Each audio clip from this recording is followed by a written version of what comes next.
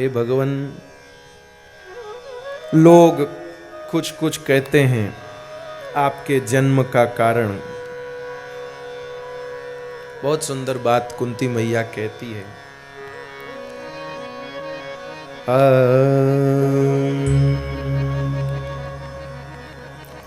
अपरे वसुदेवस्य देवक्यां याचितोऽभ्यगात् अजस्त्वमस्य क्षेमाय वदाय च सुरद्विषा।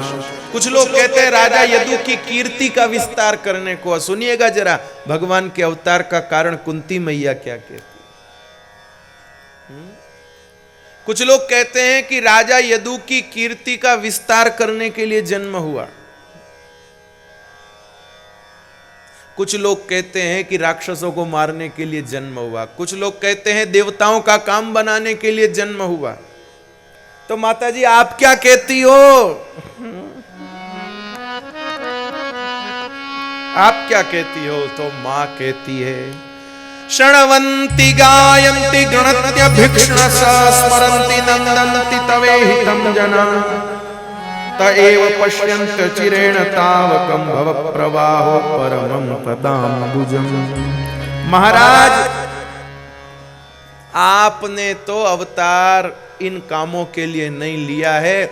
आपने तो अवतार इसलिए लिया कि आप अवतार लेकर ऐसी लीलाएं करो कि जिनको भविष्य में गाकर आपके भक्त भवसागर से पार हो जाएं। महाराज आपके भक्त लोग शृण्वन्ति गायन्ति गृणत्य भिक्षणस, जिन आपकी लीलाओं को गा के सुन के और भक्त आनंद से जीवन गुजारे और फिर बाद में इसी के सारे भवसागर पार हो जाए। बस इसलिए आपने ये सब किया, इसलिए आपने ये अवतार लिए हैं। वाह, हम लोगों के गाने के लिए सब किया। हम गाते क्या? अगर भगवान बंशी नहीं बजाते, वेणु माधुरी की लीला नहीं करते, माखन चोरी की लीला नहीं करते, तो हम क्या गाते भाई? फिर भागवत में क्या सुनने को आते आप?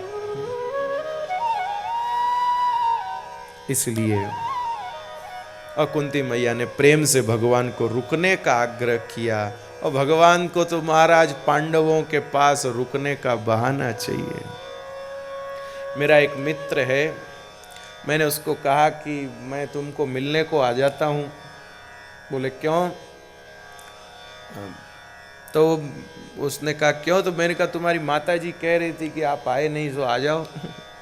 तो उसने कहा कि इतनी कहाँ जल्दी आने की, थोड़ा ठंड रखो। अब महाराज हम सोचने लगे कि अरे, उसने कहा मैं कभी आता, जब कभी मेरे को, मैं अभी बाहर कहीं जा रहा हूँ, फिर आऊँगा मिल लूँगा। तो मुझे बड़ा विचार आया कि देखो कृपानाथ, तो मुझे यही भगवान का स्मरण हुआ कि देखो भगवान को हम लोग भी जिनके साथ हमारा लगाव हो उनके पास जाने को, रुकने को आतुर रहते हैं और वो भाव नहीं देते, अलग बात है। लेकिन हमारे ठाकुर जी भी देखो ना, कुंती मैया ने कहा और भगवान बोले महाराज हाँ ठीक है माँ, इतना कह रहे तो ठीक है, नहीं जाता हूँ। अब सोचो वहाँ भी द्वारिका भी खबर पहुँच गई होगी, तैयारी हो गई होगी, सब चीज़ हो गया होगा, सब वहाँ भी तो बड़ा भगवान द्वारिकाधीश हैं, लेकिन उसकी कोई फिक्र नहीं, उसकी कोई फिक्र नहीं। भगवान को 2 दिन पांडवों के पास और रह जाएंगे। पांडवों के पास इतना अच्छा लगता है भगवान को। मेरे कई बार मन में आती है कि भाई अभी तो सिर्फ जो ग्रंथ में लिखा वो पढ़ रहे हैं और जो सुन रहे हैं उससे समझ रहे हैं। काश हम लोग उस समय मौजूद रहते, अपनी आंखों से देखते, क्या बात है, क्या है क्या। अब इसमें तो जितना हाथ में आता उतना ही आता, एक एक चीज तो हाथ में आती नहीं। देखते तो कितना अच्छा होता है। भगवान करे कभी उसकी वीडियो कैसेट बनी हो और ऊपर जाएंगे तो भगवान से कहेंगे कुछ मत, आप तो वो दिखाओ हमको कि आप कैसे पांडवों के साथ रहते थे, क्या। देवता लोग आए महाराज जी भगवान को मिलने के लिए, नारद जी को साथ लाए, उनको सब खबर रहती है। नारद जी को पूछने लगे भगवान कहाँ है, भगवान कहाँ है? तो बोले वो रहे। देखा तो एक आदमी धोती ऊपर किए हुए और शरीर पे कोई कपड़ा नहीं और हाथ में वस्त्र लिए हुए घोड़ों को घुटने तक पानी में खड़ा खड़ा और घोड़े के ऊपर पानी डालता और घोड़े की पीठ को धो रहा है, साफ कर रहा है। देवताओं ने कहा भगवान के दर्शन कराओ ना, या क्या घोड़ा थोड़ी देखना, हम कोई घोड़ा लेने थोड़ी आए हैं। नारद जी ने कहा अरे ध्यान से देखो यही भगवान है। देखा तो नंद नंदन वासुदेव भगवान अर्जुन के रथ के घोड़ों को नहला रहे हैं, धो रहे हैं। बताओ, नाना भांति हे नचायो भगतन ने मोहे, नाना ही नचायो। और मेरे भाई बहन, हम भगवान में और भगवान के भक्तों में भेद करते होंगे, लेकिन भगवान को देखो, वो अपने भक्त में और अपने भक्त के उपकरण में भेद नहीं कर रहे। नहीं तो अर्जुन की संभाल भगवान करते समय घोड़े में क्या पड़ा है? अरे ये घोड़ा भी तो मेरे अर्जुन का है। तजी लोक लाज मैंने इनके कहा। मेरे भाई बहन, कभी अपने दोस्त की गाड़ी धो के बताना, पता चलेगा।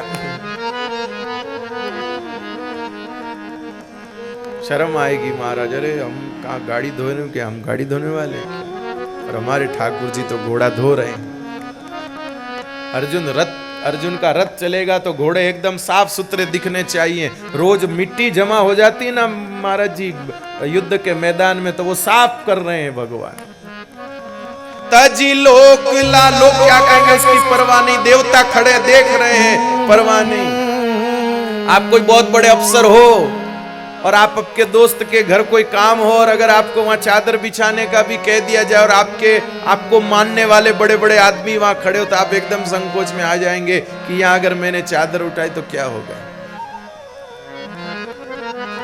अरे महाराज, किसी कार्यक्रम में हम चले जाएं, मैं अपनी बता रहा हूं, और खड़े हैं, बैठने को कुर्सी लगेगी, लेकिन वो कुर्सी खुद उठा के भी तो लाके बैठ सकते, पर तक खड़े तकते रहते हैं। अगर सबके सामने हम खुद कुर्सी उठा कर रख के बैठे तो लोग कहेंगे अरे ये क्या महाराज कुर्सी उठा खुद बैठ रहे हैं, ऐसा लगेगा। हमारे मानने वाले लोग हैं भाई, उनके आगे हमारी हल्की लगेगी, हम नहीं रखेंगे। आप लाओ, रखो, अपने आप चद्दर बिछाओ, फिर हम बैठेंगे। धच्च कृपानाथ। लेकिन क्या ये जीव की स्थिति, इसमें क्या कर सकता है?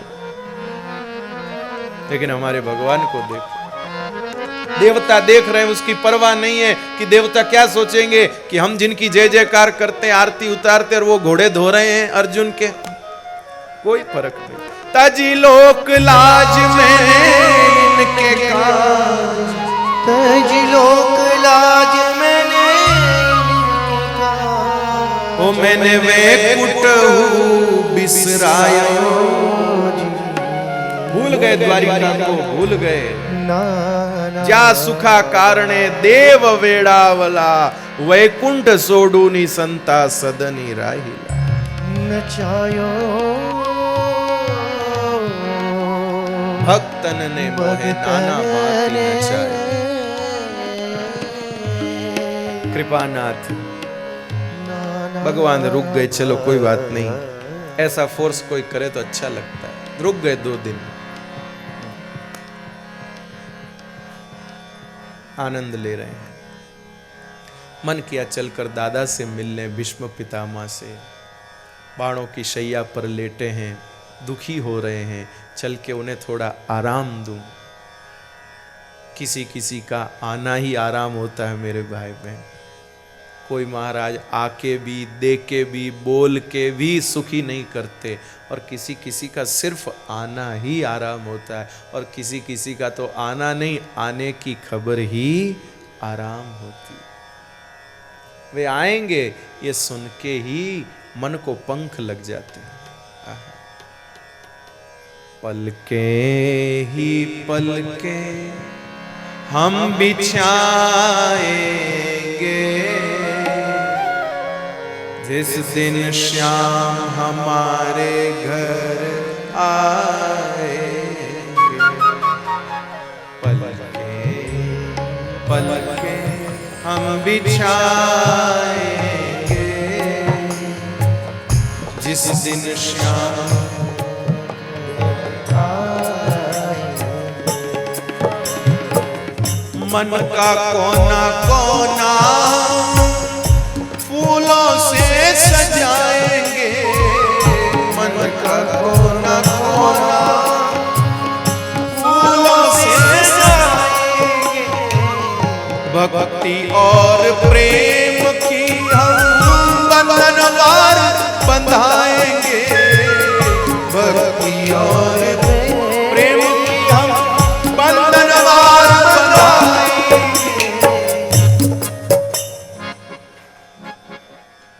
भजनों की रंगोली हम सजाएंगे,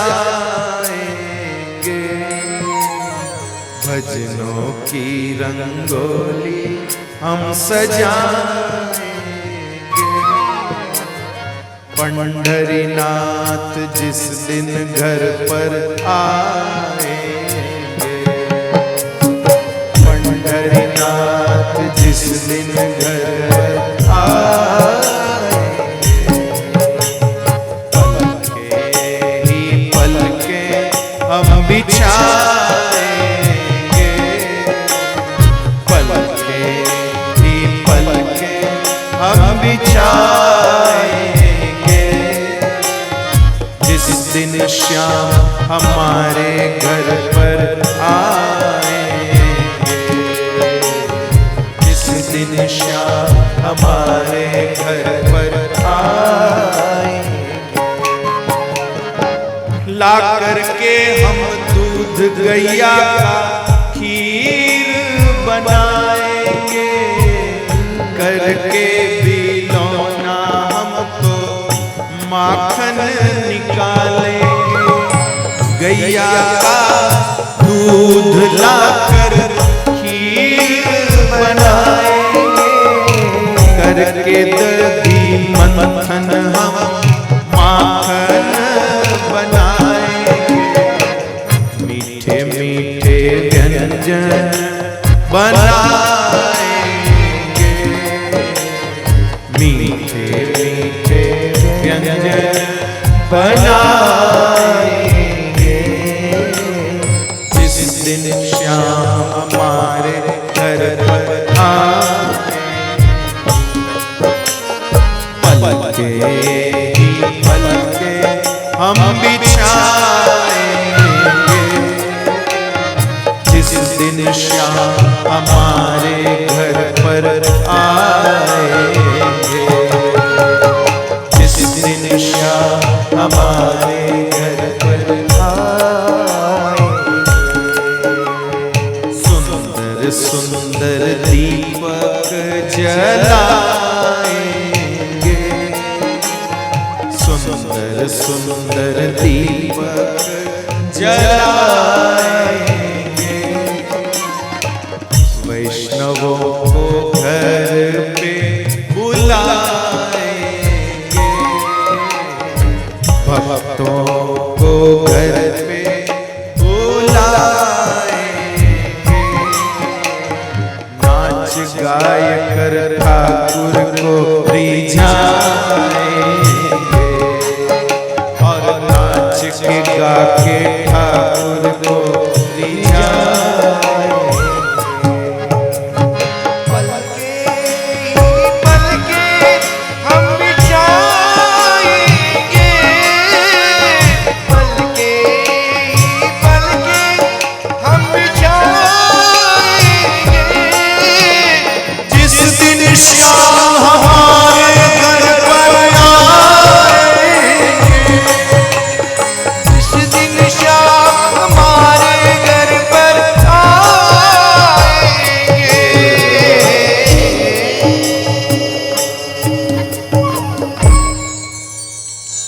किसी का आना ही सुकून होता है, आराम होता है। तेरे आने की खबर ही काफी है मेरे खुश होने के लिए। तुझे आने की जरूरत क्या है? मत आओ बनी, और खबर भेजते रहो कि हम आ रहे हैं, हम आ रहे हैं। उस खबरों से ही हम खुश रहेंगे। हम जानते हैं तुमसे आया न जाएगा, पर दिल की तसल्ली के लिए वादा तो कर दो। प्रभु, गए दादा भीष्म के पास, और दादा भीष्म के पास जब गए तो दादा तो बस ठाकुर जी को याद कर रहे थे। हे कन्हैया, ये लो अपनी मेरी बेटी, लो ब्याह कर लो। अरे दादा भीष्म तो ब्रह्मचारी थे, बेटी कहां से आ गई? अपनी मति रूप कन्या श्री कृष्ण को दे रहे हैं। प्राण इति मति रूप कल्पिता वितृष्णा भगवती सात्वत पुंगवे विभुम्नि स्वसुखमुपगते क्वचिद्विहर्तुं प्रकृतिमुपेयुषि यद्भवप्रवाह त्रिभुवन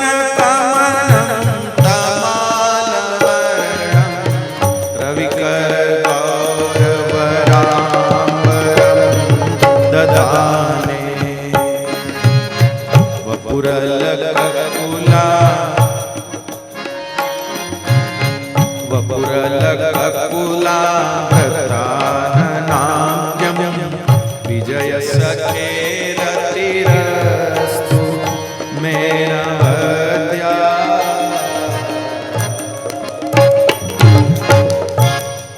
मेरे भाई बहन ध्यान दीजिए, भगवान के चरणों में निष्कपट प्रीति जो है वो सौभाग्यवती प्रीति है।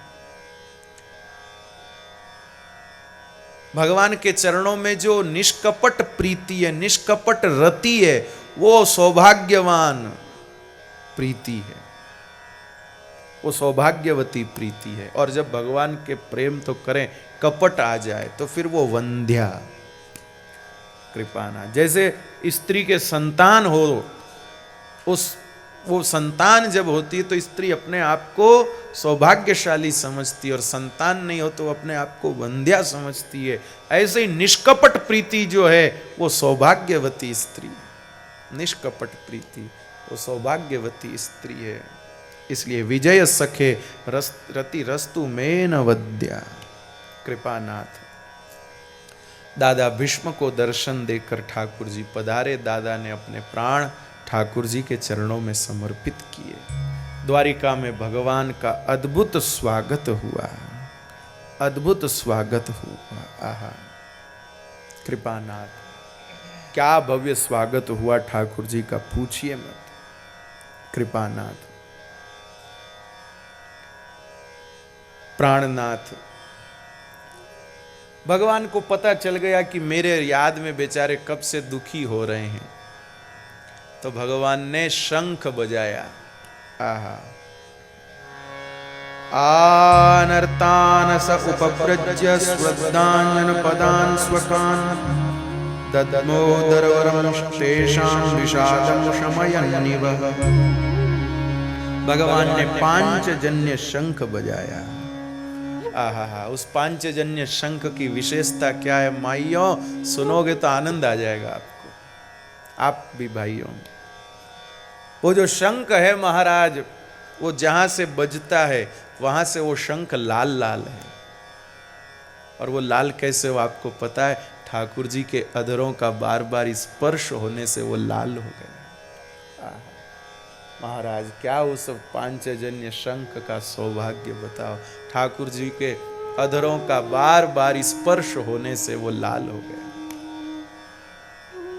और भगवान ने वो शंख क्यों बजाया? ताकि जो लोग दुखी हैं वो शंख की आवाज सुनेंगे तो समझ जाएंगे कि हाँ ठाकुर जी आ रहे, तो थोड़ा उनको राहत, एकदम ऑक्सीजन आ जाएगी। हम कोई यात्रा पर जा रहे हो, अब जैसे मान लो कथा में आप जल्दी आ गए, अब आप एकदम कि महाराज अभी तक नहीं आए, महाराज नहीं आले, महाराज नहीं आले, और उस समय उद्घोषक जो भी हैं वो कहें कि बस थोड़ी देर में आने ही वाले हैं, निकल चुके हैं, तो कितना एकदम हाँ चलो ठीक है ठीक है। बस ऐसे ही भगवान ने सोचा सब व्याकुल हो रहे होंगे मेरी याद में, थोड़ा शंख की आवाज पहुंचेगी तो थोड़ा राहत हो जाएगा। बस यही फर्क है द्वारिका में और मेरे भाई बहन। वहाँ गोपियों को राहत देने के लिए बांसुरी बजाते थे, या द्वारिका वासियों को राहत देने के लिए शंख बजाते। बस इतना ही फर्क है। कृपानाथ। वो शंख की ध्वनि से सबके दिल एकदम हरे भरे हो गए। आहा, ठाकुर जी आ रहे हैं, श्री कृष्ण आ रहे हैं, स्वामी आ रहे हैं, सब उनकी रानियां सब राजी हो गई, भगवान आ रहे हैं, भगवान आ रहे हैं। सब स्वागत करने को आई। सफेद रंग का छत्र भगवान को बहुत पसंद है। ठाकुर जी को सफेद रंग का छत्र बहुत प्रिय है, तो सफेद रंग का छत्र लेकर हाजिर हुए हैं। चंवर हो रहे हैं भगवान के सामने और चरणों में गलीचे लगाए जा रहे हैं। सुंदर सुंदर पुष्प द्वारिकावासी चरणों में छोड़ रहे हैं और सुंदर वाद्य यंत्र बज रहे हैं। खूब अभूतपूर्व भगवान का स्वागत हुआ, मानो भगवान पहली बार आए हों। अब करें क्या, बेचारे इतने व्याकुल थे, एकदम राहत आ गई। भगवान आए, भगवान आए। आहा, कृपानाथ, कृपानाथ। भगवान की रानियों ने बड़ा सुंदर कुंज बनाया भगवान को विराजमान करने के लिए।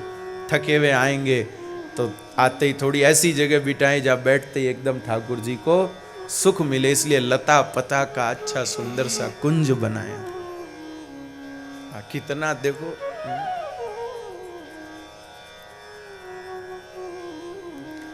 स्वामी आ रहे हैं, उनको सुख मिले, इसके लिए कितना सुंदर सब किया। हमारे पिताजी दुकान से घर आते तो हम बच्चे मिलके चद्दर सही करते थे। माँ कहती थी पिताजी परेशान होके आएंगे, थोड़ा कमरा व्यवस्थित कर दो, उनको अच्छा लगे। बिखरेड़ो देखी तो कहेगा ऐसा, तो हम चद्दर व्यवस्थित करते थे। कृपानाथ। आहा, बस भगवान की रानियां भी, भगवान आ रहे हैं, इतनी दूर से आ रहे हैं, हस्तिनापुर से आ रहे हैं, तो हैरान होकर थोड़ा उनको अच्छा लगेगा, इसलिए कुंज बनाया पंडित जी भगवान के लिए। आहा,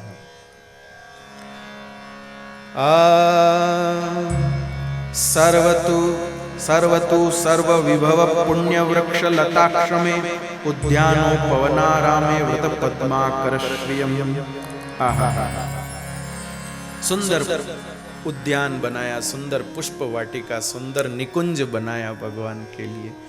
यहाँ भगवान आते ही बैठेंगे, आराम मिलेगा। भाई लोग भी सोचते होंगे काश हमारी पत्नियां होती, सुनती, पति आए तो कैसे उनके लिए करना चाहिए। लेकिन ये अलौकिक पति हैं और ये भी अलौकिक पत्नियां हैं। अच्छा लगा, ठाकुर जी को आते ही सुख मिला प्रभु। लेकिन कुछ काल विराजने के बाद आहा,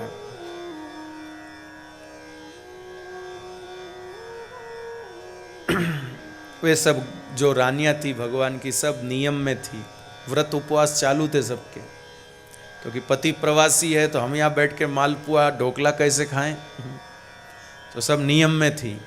लेकिन जैसे ही पता चला भगवान आए तो सब नियम छोड़ छोड़ के भगी। अरे अब तो आ, उतारो आरती श्री कृष्ण घेर आया, उतारो आरती श्री कृष्ण घेर आया, माता यशोदा कुंवर कान घेर आया, माता यशोदा कुंवर कान घेर हरखने हुलावणे हूँ मोतीड़े वधाव्या रे, हरखने हुलावणे हूँ मोतीड़े वधाव्या रे।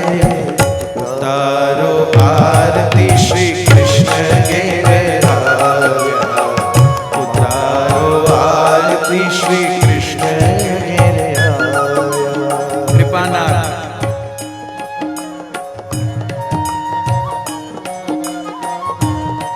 भाव है महाराज जी, भगवान को देखकर इतने समय बाद आए हैं, आंख से आंसू आ गए। इतने समय बाद अपने प्रियतम को पाया, अब मन तो कर रहा है कि जाकर भगवान से गले लिपट जाएं, लेकिन संकोच आड़े आ रहा। तो क्या कर रही हैं, अपने पुत्रों से ही लिपट के रो रही हैं और सोच रही हम द्वारिकाधीश से ही गले मिल रही। ये भी प्रेम का एक स्वरूप, अपने पुत्रों से गले मिल करके। और वे ये सोच रही हैं कि हम द्वारिकाधीश से गले मिल रही हैं। तमात्मजे दृष्टिभिरंतरात्मना दुरंत भावा परिरेभिरे पतिम। तमात्मजे दृष्टिभिरंतरात्मना दुरंत भावा परिरेभिरे पतिम। अपने आत्मज अपने पुत्रों को गले लगा रही है। अब आए तो पति है, बेटों को क्यों गले लगा रही है? पति से तो मिल नहीं सकती, संकोच है, इसलिए बेटों को गले लगा के और अपना वो भाव कर रही है। कृपानाथ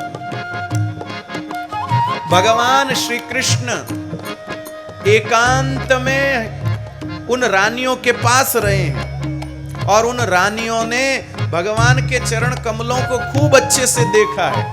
महाराज जी सुनिएगा, इतनी मीठी बात है। भगवान के चरण कमलों को उन रानियों ने रोज देखा। कई कई रानियां तो भगवान के चरणों पर ही माथा रख के सो जाती थी। मेरे भाई बहन, ठाकुर जी की जो रानियां हैं वो भोगमय शयन नहीं करती थी, भक्तिमय शयन करती थी। ठाकुर जी के चरणों का संवहन करते करते उन्हीं चरण तल के समीप माथा रख के और विश्राम कर लेती थी। तो उन भगवान की रानियों ने भगवान के चरणों का बहुत संवहन किया, बहुत ध्यान से देखा है, लेकिन महाराज फिर भी आज उनको भगवान के चरण नए प्रतीत हो रहे। आज उनको भगवान के चरण यद्यप्यसो पार्श्वगतो रहो तथापि तस्यां युगं नवं नवं पदे पदे काविरमेत तत्पदा चलापि यक्षेण जहापि कहिर्चितम्। एकदम उत्सुक होके भगवान के चरणों को देख रही है, ऐसा देख रही जैसे कोई भगवान एकदम नए चरण लगा के आए। उतारो आरती श्री कृष्ण के आव्या, उतारो आरती श्री कृष्ण के आव्या। माता यशोदा कुंवर कान गिर आव्या, माता यशोदा कुंवर कान गिर आव्या। आरती श्री कृष्ण के आव्या, माता यशोदा कुंवर कान गिर आव्या, माता यशोदा कुंवर कान गिर आव्या।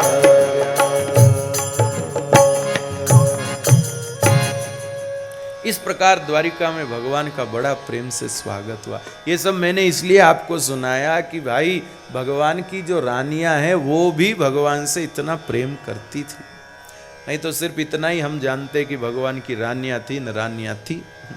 नहीं नहीं, भगवान से इतना प्रेम करती थी वो, प्रेम तो करती थी, भक्ति करती थी भगवान की। सिर्फ वे हमारे पति हैं, हम उनकी पत्नियां हैं, हाँ करेंगे क्यों नहीं, हाँ ऐसे नहीं। भक्ति की भक्ति भावना उनके प्रति। भगवान ने लीला संवरण कर लिया। यह भूमंडल ठाकुर जी के श्री विग्रह से रहित हो गया, लेकिन भागवत के रूप में श्री उद्धव जी महाराज को ठाकुर जी ने कहा मैं सदा विद्यमान हूं। कृपानाथ इधर पांडव भी भगवान को लीला संवरण किया। ये समाचार पांडवों को मिले तो पांडव भी भगवान के वियोग में स्वर्ग की ओर चल पड़े। बद्रीनाथ स्वर्गारोहिणी उधर चले गए, वन की ओर चले गए। प्राणनाथ परीक्षित जी को राजगद्दी सौंप कर गए। परीक्षित जी बहुत अच्छा राज्य पालन करते थे। एक दिन बस असावधानी ये हो गई, एक गाय और बैल पर प्रहार कर रहे एक विकृत प्रकृति के व्यक्ति के ऊपर उन्होंने अनुग्रह कर दिया। मेरे भाई बहन, कुछ कुछ कार्य, कुछ कुछ भूल, कुछ कुछ गलती कोई करे तो उसके ऊपर फिर भी अनुग्रह कर देना चाहिए, लेकिन जो गाय के प्रति अपराध करे, जो स्त्रियों के प्रति अपराध करे, धर्म के प्रति अपराध करे, ये अपराध अनुग्रह के योग्य नहीं होते। वहां पर अनुग्रह दिखाना उल्टा हो जाता है। परीक्षित जी से भी ये चूक हो गई। उसको उन्होंने माफ कर दिया और उसने कहा महाराज मुझे जगह तो दो, कहीं जाके रहूं। तो परीक्षित जी ने कहा जाओ, जहाँ जुआ खेलते हैं, परिस्त्री गमन होता है, जहाँ ये झूठ कपट सब, वहाँ जाओ। वो बोला मैं तो सब रहता, मुझे और कोई जगह, और क्या जगह चाहिए? बोले स्वर्ण में स्थान दे दो। और उदार मना परीक्षित जी ने कहा ठीक है जाओ, स्वर्ण में भी तुमको स्थान दिया। अब स्वर्ण में उनको जब स्थान मिल गया तो राजा के माथे पर मुकुट था, उसमें चढ़ गए। ऐसा सुनते हैं कि वो मुकुट जरासंध का था। अब वो पहले ही पहनने वाला गड़बड़ आदमी था, फिर उसमें वो घुस गया। अब स्वर्ण का त्याग कर दिया जाए, फिर हम लोग तो सोना पहनते हैं। अरे माइयों, अब माइया सोचेगी फिर क्या यहाँ छोड़ के जाएं? जब स्वर्ण में कलयुग का वास है, नहीं नहीं छोड़ना नहीं। मेरे भाई बहन ध्यान रखिए, 2-3 बातें स्वर्ण के विषय में ध्यान रखिए। एक तो अब ये मेरे अधिकार की चीज है कि नहीं, ये मैं नहीं जानता, लेकिन मुझे जैसा समझ रहा है, मैं जैसा जानता हूं वैसा बोल रहा हूं। ठीक लगे तो मानना, नहीं लगे तो मत मानना, कोई परेशानी नहीं। पहली चीज, भगवान ने कहा कि धातुओं में मैं स्वर्ण हूं, धातुओं में मैं स्वर्ण हूं। इसलिए स्वर्ण, हमारे मारवाड़ में सोने की पायल नहीं पहनते। क्यों भाई? इधर कोई मारवाड़ी बैठे तो बताएं, मेरी बात का समर्थन है, ठीक बोल रहा हूं कि नहीं? सोने की पायल नहीं पांव में, क्यों नहीं पहनते पांव में सोने की पायल? क्योंकि स्वर्ण जो है धातु में भगवान का रूप है। गीता में भगवान ने कहा है, गीता में भगवान ने कहा कि धातुओं में मैं कंचन, मुझे श्लोक स्मरण नहीं आ रहा है, लेकिन वो मैं उसका स्वरूप हूं। धातुओं में जो कंचन है, जो स्वर्ण है, वो मेरा स्वरूप है। इसलिए धातुओं में मैं स्वर्ण हूं। इसलिए उस स्वर्ण को अगर हम पांव में पहनते हैं तो भगवान का अपराध होता है। इसलिए मेरे भाई बहन यो, और एक बात और, हमारे मारवाड़ में तो कंदोरा भी जो है वो चांदी का पहनते हैं। हालांकि राजाओं की जो स्त्रियां हैं, राजाओं की जो पत्नियां हैं, वो तो सोने का पहनती हैं, वो तो पायल भी सोने की पहनती, पर वो उनका अपना अंदाज है, वो जाने। लेकिन हमारे तो कंदोरा भी जो है कमर का, वो चांदी का पहनते। क्यों? क्योंकि ये भगवान का स्वरूप है, ये धातु। तो स्वर्ण को भगवान का स्वरूप समझ के धारण करना, एक बात।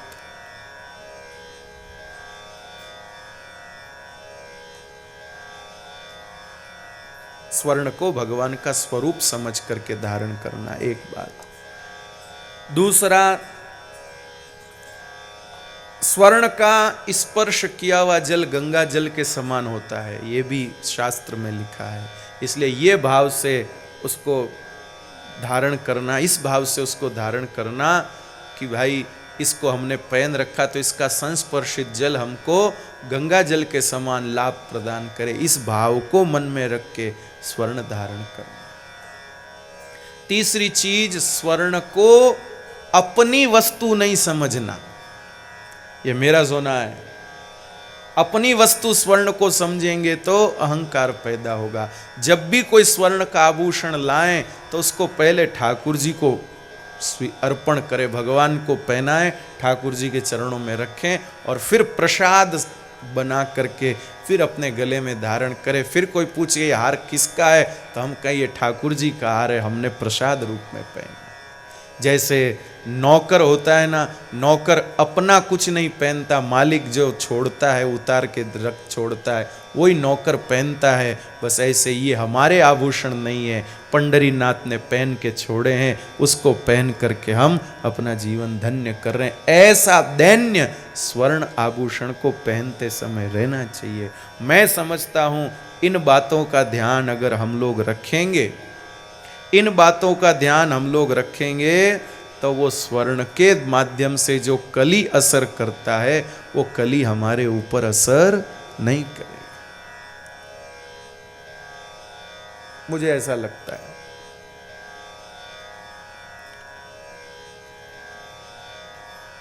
स्वर्ण को सात्विक बना दीजिए। ऐसा नहीं कि इस जो नहीं पहनते वो न पहने, ऐसा नहीं कि मेरी इन बातों से प्रभावित होकर लो अब तो पहनना भाई लाओ अब तो पहन, घर जाते ही पति देव को माइया के लाओ भाई 2 तोले चैन लाओ, महाराज बोले पहना ऐसा नहीं है मेरा कहने का। जो नहीं पहनते वो भले ही न पहने, लेकिन पहनते हैं तो इस भाव के साथ पहने तो ये जो श्राप है कली में स्वर्ण में कलयुग का निवास है वो आपके मन बुद्धि पर प्रभावी नहीं हो। तो राजा बलि ने स्वर्ण में स्थान दे दिया, मति पलट गई। जल मांगा एक महात्मा से, महात्मा ने नहीं दिया तो क्रोध में एक मरा हुआ सांप गले में डाल दिया और महात्मा ने विरोध नहीं किया। लेकिन महात्मा के पुत्र श्रृंगी ऋषि को नहीं सहा गया, उन्होंने श्राप दे दिया, 7वें दिन तक्षक नाग के दंश से मृत्यु होगी। घर आकर मुकुट खोलते ही परीक्षित जी को अपनी भूल का एहसास हुआ और ऋषि के दूत ने आकर जब सूचना दी कि आपको ये श्राप मिल गया है तो फिर परीक्षित जी सब घर बार छोड़कर और गंगा किनारे आकर के बैठ गए। अनेक महात्मा वहां उनके शुभ चिंतक हितैषी बनकर पहुंचे और नाना प्रकार के उपाय उनको बताए। कईयों ने कहा कि हम ऐसी कुछ युक्ति करते हैं, एक ने तो महाराज जी ऐसी भी व्यवस्था बना दी कि मैं 7 माले का ऐसा घर बना देता हूं कि आप एकदम 7वीं मंजिल पर जाकर बैठ जाइए और 7 ही माले में ऐसे ऐसे प्रयोग रहेंगे कि सांप आ ही नहीं सकता, सांप को हम रास्ते में ही उलझा देंगे। लेकिन राजा परीक्षित कहता है सांप को तो उलझा दोगे पर मेरा मन उलझा हुआ है, उसका क्या होगा? राजा कहता है मुझे सांप से नहीं बचना है, लेकिन 7 दिन मेरा मन मृत्यु के भय से मुक्त हो जाए और 7 दिन में खूब प्रसन्नता के साथ भगवत चिंतन के साथ गुजारूं, ऐसा कुछ युक्ति करो। ऐसी किसी को सूझी नहीं और ऐसी मंगलमय युक्ति तो भगवान की कथा ही है और उस कथा को लेकर श्री सुखदेव जी महाराज का आगमन हुआ। बोलिए श्री सुखदेव जी महाराज। राजा ने सुखदेव जी के चरणों में दंडवत प्रणाम किया, अपने कष्ट का निवेदन किया और सुखदेव जी ने एकदम आनंद से कहा राजन चिंता मत करो, तुम्हारे पास 7 दिन है, आनंद से तुम्हारी यात्रा होगी, बैठो मैं तुम्हें भगवत गुणगान सुनाऊं। और श्री सुखदेव जी महाराज राजा परीक्षित को भगवत कथा सुनाते। राजा प्रश्न करता है अतः पृच्छामि संसिद्धि योगिना परमं गुरुम पुरुषस्य यत् कार्यं म्रियमाणस्य सर्वथा। और सुखदेव जी उत्तर देते हैं एतावान सांख्य योगाभ्याम सर्वधर्म परिनिष्ठया जन्म लाभ परम पुंसाम मनते नारायण स्मृति ही। म्रियमाण व्यक्ति को क्या करना चाहिए, जिसकी मृत्यु माथे आई उसको क्या करना चाहिए? और श्री सुखदेव जी कहते हैं जैसे भी हो जीवन ऐसा बना लो कि मरते समय भगवान की याद आ जाए, भगवान की स्मृति हो जाए। हे चिदान देगा देवा तुझा विसर न वावा, गुण गाई न आवड़ी हेची माजी सर्व जोड़ी, न लगे मुक्ति धन संपदा संत संग देई सदा, तुका मणे गर्भवासी सुखे घालावे आवासी। बस यही सुखदेव जी और राजा परीक्षित के मिलन प्रसंग पर आज की कथा विराम ले रही है। आइए भाव से प्रेम से हरिनाम संकीर्तन के साथ आरती की ओर आगे बढ़ें। प्रातःकाल 6 बजे सारसबाग राधा कृष्ण मंदिर से प्रभात फेरी निकलेगी, सब पधार करके उसका आनंद लें। आइए। हे भजो मुकुंद माधव मोरारी, भजो मुकुंद माधव, प्रेम से गाइए भजो मुकुंद माधव मोरारी, भजो मुकुंद माधव मोरारी। हे गाओ गोविंद गोपाल गिरधारी, गाओ गोविंद गोपाल गिरधारी। मोर मुकुटधारी बाके बिहारी, मोर मुकुट